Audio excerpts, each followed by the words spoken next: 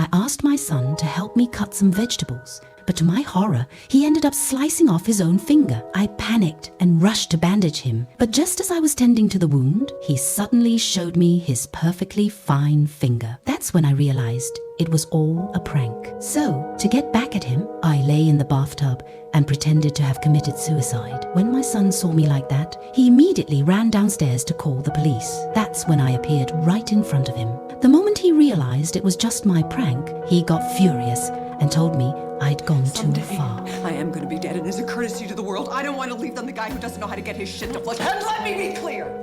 Your dad isn't living here because I only wanted to raise one kid and I chose you. And from now on, I'm gonna raise you so hard your head's gonna spin. Come on. I then took him to the bathroom, intentionally made a mess of the toilet and locked him inside, telling him he couldn't come out until he cleaned it himself. I did this because I'd been diagnosed with cancer and I wanted to teach him some survival skills.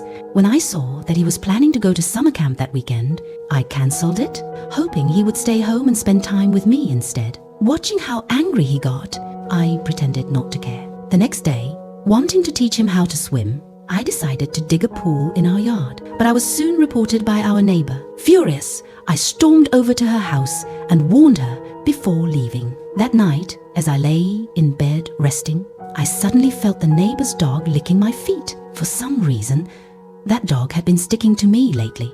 Then my neighbor asked me what kind of cancer I had. I was puzzled until she explained that dogs can smell when someone has cancer. That's how she found out my secret. She urged me to say goodbye to my family while I still could. So I went to see my younger brother and told him about my diagnosis. He broke down in tears when he heard it. Seeing how devastated he was, I pretended it was just another prank, so he'd think I was lying. A few days later, I withdrew all my retirement savings, bought a sports car, and rented a warehouse. On a card I wrote, "Happy 30th birthday." As my condition worsened, I was eventually taken to the hospital to begin treatment.